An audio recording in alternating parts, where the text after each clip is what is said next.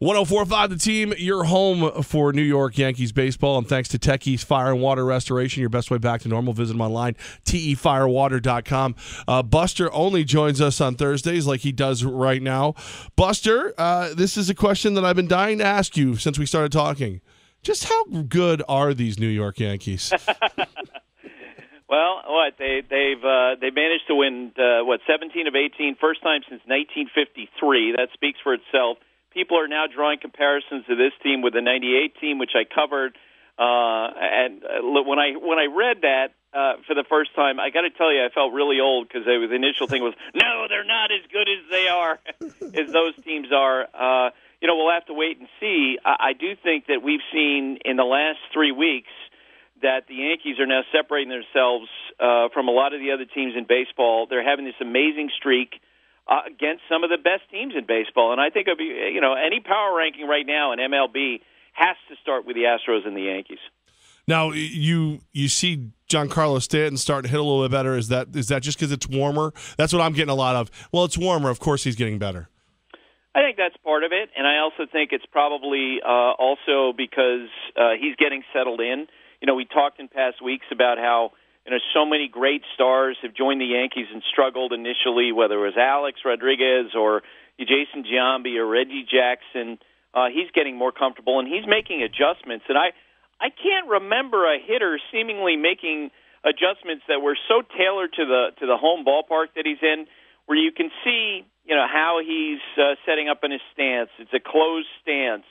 And he's backed away from the plate. So if you're an opposing pitcher and you want to attack him inside, his attitude is, that's fine. If you come inside, then I know I'm just going to take it because it's going to be off the plate. And if you throw it out over the plate, I'm going to try to shoot it to right field, which is what he did on Tuesday night against Drew Pomeranz and hit the home run. It's what he did on Wednesday and hitting a 2-run double. And I would say this, too. I think as this season's gone on, you're seeing sort of the manifestation of the Yankees, what could be a strength for them versus a Red Sox theoretical strength and how it really favors the Yankees. They, in the middle of their lineup, have these massive right-handed sluggers between Judge and Sanchez and Stanton going up against the Red Sox team that is loaded with left-handed starting pitchers. And so if you're the Red Sox tonight, you got to send out Eduardo Rodriguez against those bashers. And I was texting back and forth with some members of the Yankee staff today. And, of course, Gary Sanchez will be back in the lineup against that, trying to exploit that advantage. It is a real weapon for them. Buster, it's funny because, with Stanton and Judge, we're told strikeouts don't matter because the new baseball, the analytics, like you can strike out as much as you want as long as you hit home runs. And I last week I spent some time going back and forth with some executives in the game, asking them, look, and you can't question the analytics. The numbers are the numbers. In terms of the numbers show you that if you leave a starting pitcher in the game for a third time through the order, they're more exposed. The numbers show you that there's a statistical advantage toward running out all these relievers. The parade of relievers are seen in baseball. But my question to a lot of the analysts was, do you like this brand of baseball? And what I got back was from some of them, we hate it. Like, they hate it. Because it just feels like that you're having this sort of faceless, nameless parade of relievers, while starting pitchers are their importance being diminished, and some of the numbers being generated and the strikeouts are staggering. When the Padres were hit by the Dodgers last Friday night, that increased their strikeout total to 337 for 33 games. Now think about that number. That's 10.2 strikeouts per game. The record for any pitcher, strikeouts per 9 innings in a season, is Randy Johnson at 10.6. So it's as if the Padres of 2018 are facing Randy Johnson every night, and they're not alone. There are about 3-4 teams averaging about 10 strikeouts per 9 innings. Think about the velocity that's being generated. In 2014, there were 6,000-plus pitches, 98 miles per hour or faster. This year, we're on a pace to see 20,000 pitches, 98 miles per hour or faster.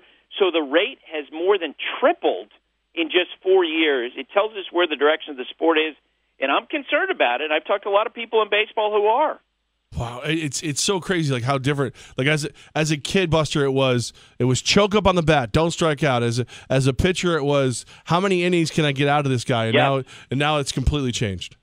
Oh, it's completely changed, and I as I wrote the other day, you and I grew up with the ace pitchers being sort of the Paul Bunyans of the sport: Tom Seaver, Bob Gibson, Pedro Martinez, Roger Clemens, and you could market that like they are. The starting pitchers to baseball have been sort of, the Hulk Hogan and Andre the Giant to professional wrestling, and that's something that fans would pick up the paper or they go on the internet and they say, okay, we're going to go watch Pedro pitch tonight, and that's something to market now because you see so many relievers in the game. Josh Hader's of the world, of the Milwaukee Brewers, those guys are increasingly becoming stars. But I don't know if that's a good thing for baseball because you can't market a Josh Hader the way that you could a Roger Clemens, a Pedro Martinez. Buster Olney with us thanks to Tech East Fire and Water Restoration. Okay, my early theory of Didi as MVP of the league. Oh, boy. It gets better. It gets better. Gaz has made the argument on this show that since the Yankees are now 17-1 or whatever it is since Gleyber Torres came up, Gleyber Torres is the MVP of the major leagues. All right, hang up. Okay, thank you. I'm like, he's making a strong case for Rookie of the Year, right? I mean, well, we need some more sample size out of him, but he has been tremendous. And look, it reminds me the way that he is responding in his first run in the big leagues reminds me of when Xander Bogaerts was called up at the end of the 2013 season.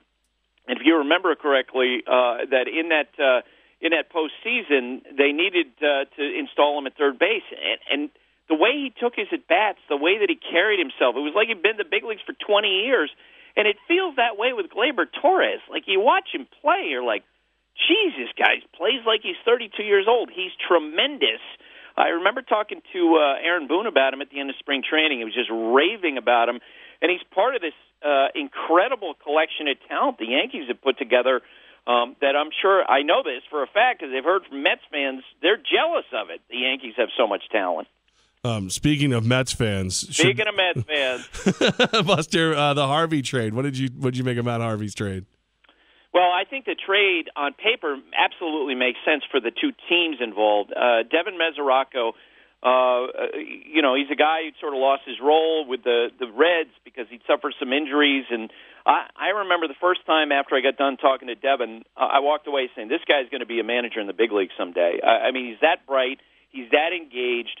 I love that part of it. And so it makes sense for the Mets to take him on. It makes sense for the Reds, who are desperate for pitching, to take on Matt Harvey. I will tell you, I felt like that for Matt Harvey, the trade to the Cincinnati Reds was absolutely worst-case scenario because, last week after he was designated for assignment, I talked with evaluators, other teams. They're telling me, look, he just does not have the kind of arm speed that you need right now to be successful. He probably needs to go down and rebuild his arm strength and put himself in a better position. And he's not going to get that opportunity because the Reds acquired him desperate for pitching, and they're like, you know what, we'll throw him in there. Sure, we'll give him an opportunity.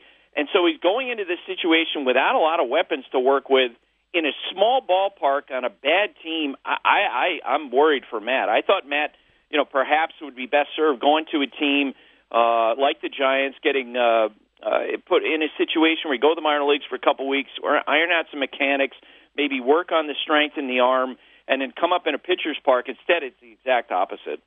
Buster with us right now. And Buster, what was your reaction to the Mets batting out of order yesterday? Well, first off, I've seen people say, well, this never happens. It only happens to him. I've seen it before. And, in fact, I had Giants manager Bruce Bochy on my podcast, and this is someone who's going to go in the Baseball Hall of Fame someday with the 3 championships. And I asked Boch, what did you think when he saw it? And he remembered how he did that. And I can't remember what year it was, but he explained, and it sounded like it was almost the exact same dynamic that happened with Mickey Callaway, where something that was entered into a computer was different than what was written down on the lineup card, and the players followed the lineup that was on the scoreboard and how embarrassing it was.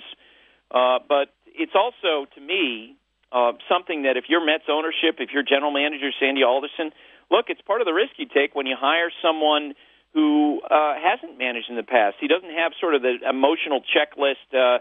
developed to go through because he doesn't have the experience. I don't think it's that big of a deal.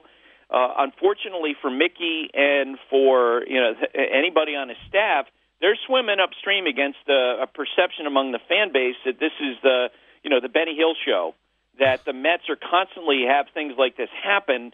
I don't think it's that bad, but Mickey had to wear it. Buster Olney with us right now. And Buster, David Price misses a start against the Yankees, carpal tunnel. The reports out of Boston are he was playing too much Fortnite, the video game. Yeah, I'd love to see the writer who wrote that prove that. Right. Is it I mean, I find it, I got to be honest, I was asked the question by somebody that I work with, about checking into it. I'm like, well, really? Like, how can you actually check into that? Like, who's going to demonstrate that? And so the fact that somebody asked the question, because David's talked about how much he's played Fortnite, and look, I'm not ruling out the possibility that, that this contributed to it. Carpal tunnel syndrome usually, as you know, is for people on the computer too much, and maybe that was the case.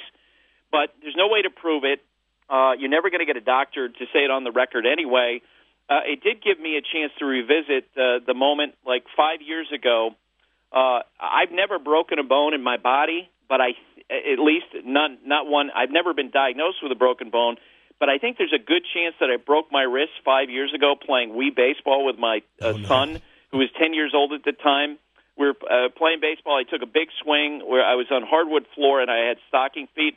I fell on my wrist and it hurt for 9 months. And there was no chance that I was going to tell anyone about it at the time because it would have been embarrassing to admit to a doctor that I broke my wrist playing a video game. That's how you know you're a country boy, though, Buster. When you can tough out a 9-month-long wrist injury instead of going to the doctor. It hurt for 9 months, but there's no chance I was going to tell that to it. So how did you do this? Never mind. Buster, I know we're running a little long, but there's been a story in baseball that I've been mesmerized by, and I wanted you to kind of spin it because your ability to tell these stories is always better than my own. Stephen Piscotty. Yeah, and really, I mean, on one hand, it's just a heart-wrenching story, and on the other hand, it's one of the most important stories we're going to have in baseball this year. Stephen Piscotty's mother, Gretchen, in 2017 was diagnosed with ALS, Lou Gehrig's disease. And the Cardinals, I mean, right away, they could tell, how much it affected him, how much it affected his family. He was concerned about it. During the winter, and he grew up in California, just in the Bay Area, and so during the winter, the Oakland Athletics and the Cardinals arranged the trade for Piscotty to go back to the Bay Area. And now the Athletics told him in spring training they wanted to make it clear to him, look, we acquired you because we think you're a really good player. We wanted you for a while, but both sides made this deal in part so that he could be with his mother. And his mother regressed very quickly, and on Sunday she passed away. And Stephen got a chance to basically be with her all the time from the end of the baseball season last year to Sunday, and what a moment when Stephen returned to the field for the Athletics, and getting the standing ovation not only from the fans in Oakland, but also from the Houston Astros. A.J. Hinch and Astros players cheering for him. He was so touched by that, and what a wonderful thing that the two organizations worked out that deal so that he and his mom could have those moments. Buster, a great story, and obviously not that she fell ill, but she was able to spend time with her son. Love that. Where are you going to be this weekend? I'm going to be in Arizona. We got the Diamondbacks playing host to the Washington Nationals, and one of the questions we have is where's Bryce Harper going to play in 2019? A question that I know used to be very important to you. But it's hard to go out and cry about not having Bryce Harper with what's going on. I'm thinking Cubs now. I'm thinking he's a Cubby. I would agree with you. They're one of the choices that I put on my poll question this week. I also got the Dodgers in there. I got the Nationals, and I got other. So we'll see. Other will be Yankees. Buster, man, thank you. Sorry we went long, brother. Oh, no problem.